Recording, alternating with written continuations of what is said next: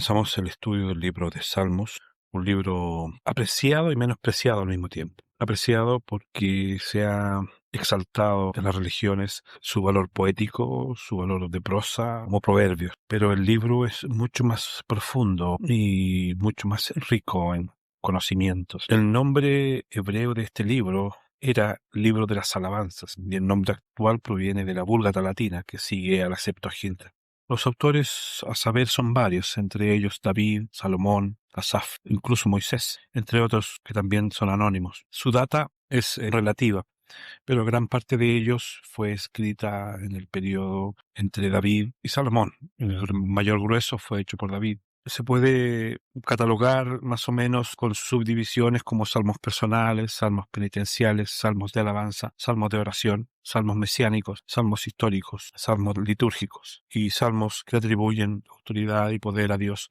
En general, los salmos que tienen unas anotaciones en los pies de los cánticos normalmente son para la entonación musical. Estos normalmente eran cantados o recitados, se les ponía música. De ahí viene una palabra que se llama salmodía. Dentro de los más resaltantes en los salmos, en la autoría de los salmos, para mí sí están los salmos de David, que en su gran mayoría fueron escritos después de reconocer su pecado con Urías Eteo, reconocer su adulterio, su mentira, su codicia y todas sus faltas. Él se aisló por un tiempo, en meditación, en oración, buscando el perdón y buscando el rostro de Dios. Evidentemente son los salmos espirituales de mayor contundencia y de mayor inspiración. Creo absolutamente de que en los momentos de mayor angustia, de mayor desesperación, de mayor soledad espiritual, es cuando el hombre exuda espiritualmente lo mejor de sí. Cuando gime por un contacto, cuando reniega de sus males, reniega de sus malas acciones. El momento de la búsqueda del perdón, el momento de la búsqueda de la redención. Son los momentos más hermosos espirituales en esos salmos escritos por David. Dentro de estos maravillosos salmos, que son 150, sería largo verlos de uno por uno, y como el estudio que nosotros llevamos tiene solo un toque teológico, vamos a ir a lo más importante. Por ejemplo, en el Salmo 8 aparece un texto que escapa a la dimensión contextual de los salmos, como viéndolo siempre como un libro espiritual y pacífico. No deja otra cosa más que un mensaje moral o espiritual. El capítulo 8 nos dice lo siguiente del versículo 3 en adelante. Cuando veo tus cielos, obra de tus dedos, la luna y las estrellas que tú formaste, digo, ¿qué es el hombre para que tengas de él memoria? Y el Hijo del Hombre para que le visites. Maravilla, aquí ahora lo que escuchen bien lo que viene. Le has hecho un poco menor que los ángeles y le coronaste de gloria y de honra. Le hiciste señorear sobre las obras de tus manos. Todo lo pusiste debajo de sus pies. Este texto encierra esos chispazos inspirativos de asuntos absolutamente místicos y nos evoca el origen de la rebelión inicial. Es una pregunta casi luciferina. ¿Qué es el hombre para que te acuerdes de él? Está estipulado de que va a ser coronado de gloria y de honra y que todas las cosas están puestas bajo sus pies. O sea, es un heredero de gloria, un heredero de honra, siendo que los ángeles fueron hechos para servicio de estos herederos. Bajo ese mismo contexto que estoy explicando, Pablo desarrolla la idea exactamente igual como se está haciendo acá. En el libro de Hebreos, en el capítulo 1, y también tomando en cuenta un salmo, dice lo siguiente en el versículo 5. Porque ¿a cuál de los ángeles dijo Dios jamás, mi hijo eres tú, yo te he engendrado hoy? Y otra vez yo seré a él padre y él será a mí por hijo. Y otra vez, cuando introduce al primogénito en el mundo, dice, adórenle todos los ángeles. Ciertamente, de los ángeles dice, que hace a sus ángeles espíritus y a sus ministros llama de fuego. Concluye en el versículo 14 diciendo, no son todos, hablando de los ángeles, espíritus ministradores enviados para servicio a favor de los que serán herederos de la salvación. Me parece contundente el mensaje. Y vuelvo a insistir, este es el motivo de la rebelión. Este es el motivo luciferino de la rebelión. Como un ser espléndido, magnífico, poderoso, hermoso, podía ser subyugado y puesto al servicio de insignificantes seres que habrían de dar todo el universo y toda la gloria y toda la honra. Se alzó esa chispa de soberbia y esa chispa de rebelión. Y veamos que realmente Pablo está hablando del texto que acabamos de leer en el libro de Salmos. En el capítulo 2, el versículo 5 dice, porque no sujetó a los ángeles el mundo venidero acerca del cual estamos hablando. Por lo cual alguien testificó en cierto lugar, y es el libro de los Salmos, ¿qué es el hombre para que te acuerdes de él? ¿O el hijo del hombre para que le visites? Le hiciste un poco menor que los ángeles. Le coronaste de gloria y de honra y le pusiste sobre la sobra de tus manos. Todo lo sujetaste bajo sus pies. Pero en cuanto le sujetó todas las cosas, nada dejó que no sea sujeto a él. Pero todavía no vemos que todas las cosas le sean sujetas. Pero vemos a aquel que fue hecho un poco menor que los ángeles, a Jesús, coronado de gloria y de honra, a causa de padecimiento de la muerte, para que por la gracia de Dios gustase la muerte por todos. Nos habla de una promesa, nos habla de una herencia, nos habla de la gloria, nos habla de todo, del universo completo. Aún no vemos que podemos recibir esa herencia, pero sí vemos a aquel primer ser humano, Jesucristo, que ya abrió el paso para que nosotros podamos recibir esa herencia, a pesar de la oposición de estos ángeles. Y ese es el motivo del odio, de la guerra sin compasión, donde es necesario que para permanecer debemos tomar partido en el grupo que corresponde. De otra forma, las fuerzas del mal se ensañarán contra nosotros. Hoy en día las religiones han menospreciado este concepto, vulgarizando el plan salvación, con el defecto de crear verdaderas corporaciones lucrativas donde los valores humanos, sociales y conceptuales de éxito en este mundo son los que priman. Y ojalá la jerarquía de la Iglesia tenga raíces sociales fuertes, como buenos contactos políticos, sociales, económicos, judiciales, espirituales en el sentido luciferino.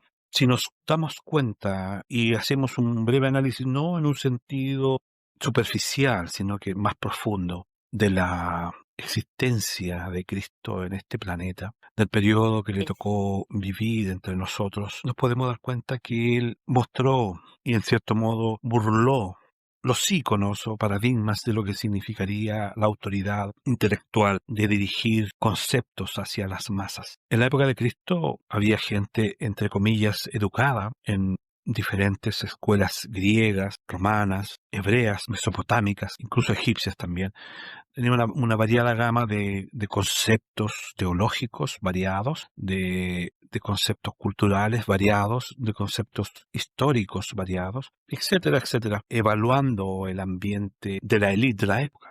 El fariseo era un hombre preparado, muy culto, y existía un nivel intelectual respetable en la época, muy cercanos a la influencia ejercida por Grecia y que fue amplificada por Roma. Había un interés intelectual, por lo que si aparecía un líder, al igual que hoy día, era de esperar que ese líder fuese un tipo académico. Y sucede que Cristo, burlando ese paradigma, es hijo de un carpintero con una educación muy elemental. Por eso siempre la frase de los fariseos es ¿quién eres tú? Como hoy día puede ser, el enfrentarse a un grupo de intelectuales, de académicos, historiadores y con un sinfín de títulos a cuestas. La pregunta obvia sería ¿quién eres tú? Como para rivalizar intelectualmente con ellos. El menosprecio social e intelectual de Cristo fue obvio en todos sus encuentros con estos personajes como los fariseos, pero Cristo demostró algo que confirma Pablo en un escrito, que lo insensato de Dios es más sabio que los hombres, que lo débil de Dios es más fuerte que los hombres. Pues mirad, hermanos, vuestra vocación, que no sois muchos sabios según la carne, ni muchos poderosos, ni muchos nobles, sino que lo necio del mundo escogió Dios para avergonzar a los sabios, y lo débil del mundo escogió Dios para avergonzar a los fuertes, y lo vil del mundo, y lo menospreciado escogió Dios y lo que no es para deshacer lo que es, a fin de que nadie se jacte en su presencia. Qué maravilloso texto. Pero qué contradictorio hoy día en el medio en el que estamos, donde el afán, la vanidad humana han hecho de la religión una élite, y han hecho de este mundo una élite, donde todo es valorado de acuerdo a una clasificación de estatus educativos.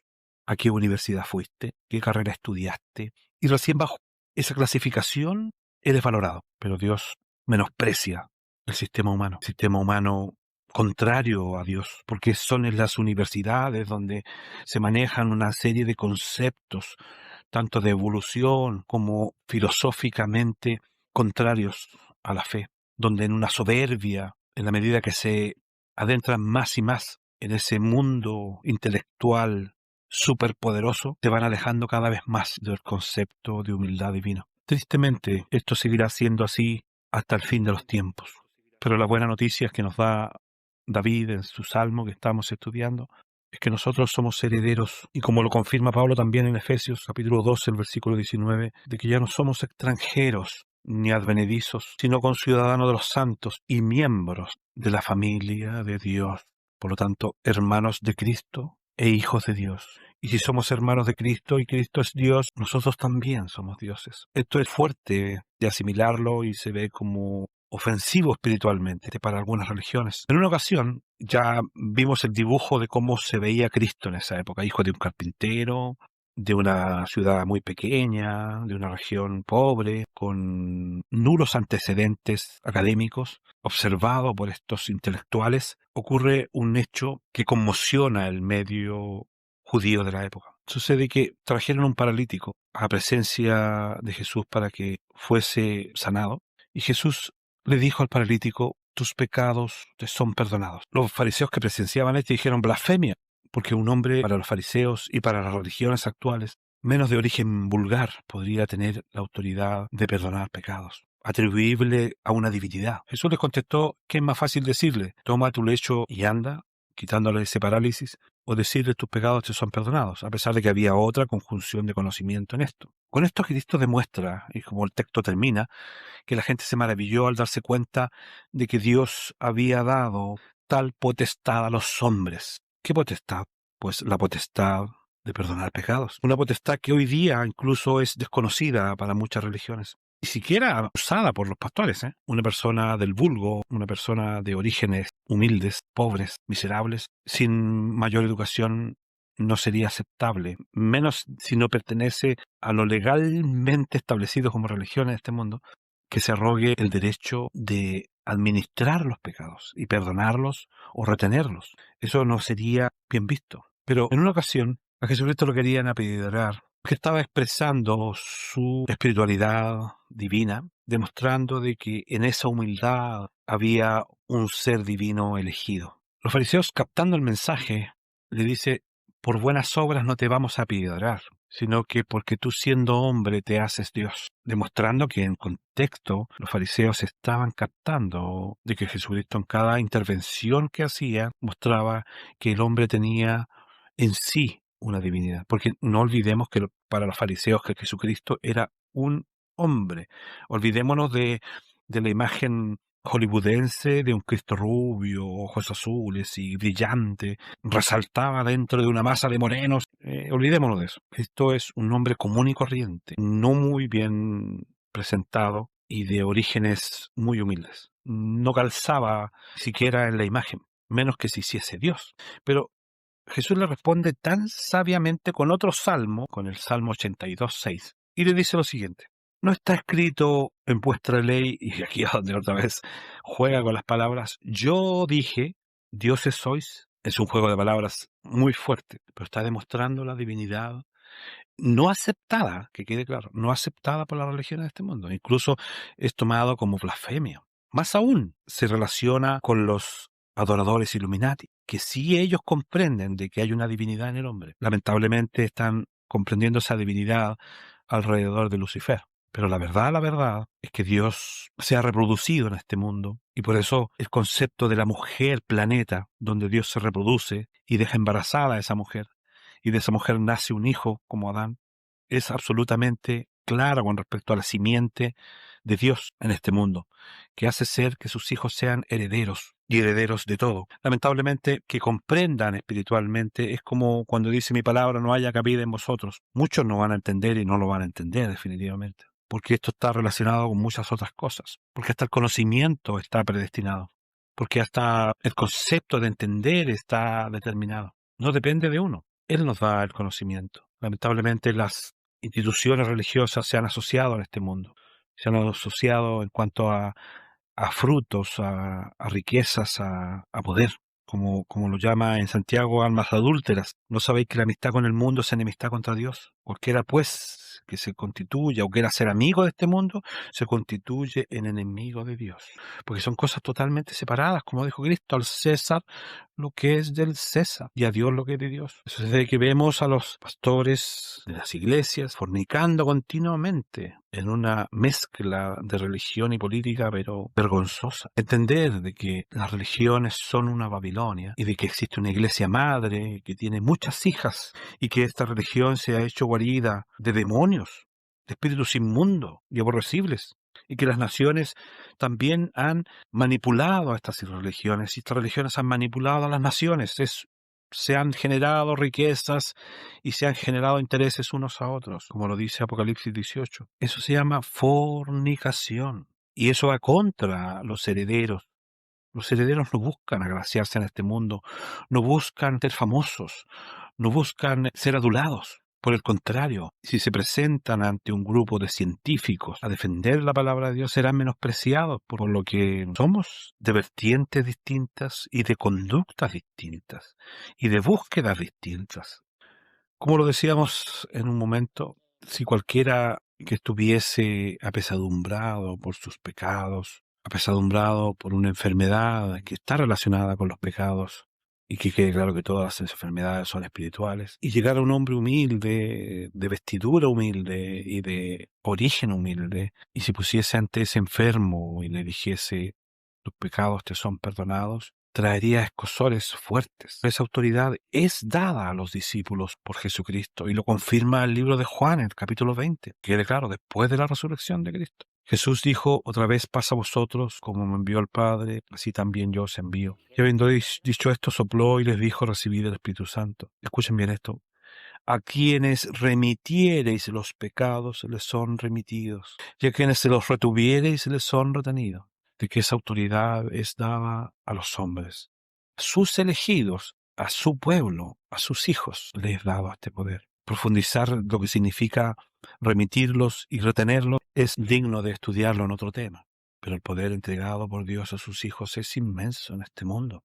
Siempre hemos tenido en un verdadero altar los milagros de Jesucristo, y son dignos de alabar, por supuesto, pero los discípulos posteriormente también hicieron milagros. No olvidemos que Pedro mejoraba hasta con la sombra, sin soberbia, sin altivez, sin vanidad humana. Pero el poder de Dios dado a sus hijos es, ahora depende evidentemente también de ser administrado, no es una cosa de disparar para todos lados y ponerse una clínica para atender personas, no se trata de eso, sino que llegado un momento determinado y bajo la voluntad divina, Dios puede hacer la obra en cada uno de los que Él determine, porque vuelve a existir todo esto es administrado. Somos extensiones de Dios y podemos ser usadas en palabra, en gesto, en acción, en oración, en sanidad, dependiendo de la voluntad de Dios. Librarnos de los conceptos presabidos en Babilonia es difícil, pero debemos luchar por sacudirnos de los dogmas, porque la autoridad ha sido dada. No olvidemos ese otro texto que dice, todo lo que atéis en la tierra será atado en el cielo, y todo lo que desatéis en la tierra será desatado en el cielo. Fuerte y profundo ese conocimiento. Las religiones discuten y pelean su posición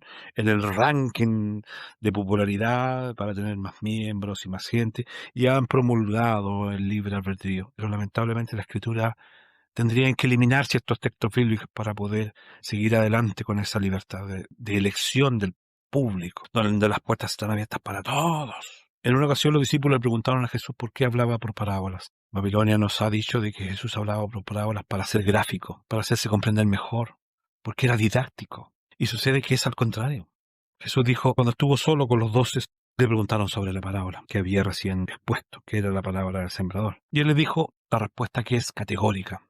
Es lo que vengo diciendo, que involucra elección, que involucra predestinación, que involucra conocimiento, involucra selección. Porque a vosotros os he dado a saber el misterio del reino de Dios. A vosotros ya es un término excluyente, más a los que están afuera por parábolas todas las cosas, para que viendo vean y no perciban, para que no se conviertan y les sean perdonados los pecados. Eso lleva la contraria a todos los movimientos religiosos de este mundo, porque los movimientos de este mundo lamentablemente son altamente comerciales. Volviendo al texto inicial donde dice que seremos herederos de todo y tendremos gloria y honra, se confirman en Apocalipsis 5:10 cuando dice que Él nos hará reyes y sacerdotes y reinaremos sobre la tierra. Más categórico que eso no puede ser. Confirmado por Pablo en 1 Corintios 6:1-3, que nos dice que nosotros tenemos la cualidad de poder juzgar en este mundo.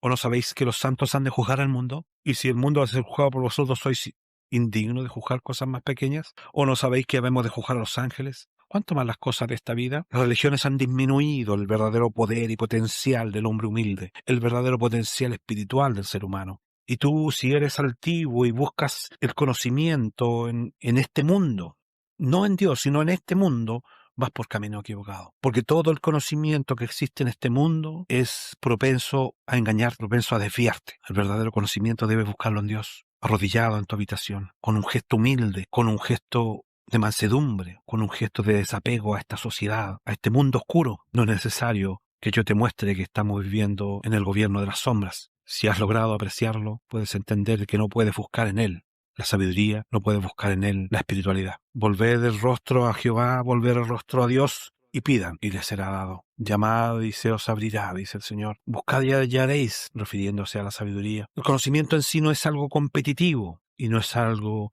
soberbio para exponerlo y glorificarnos en este mundo.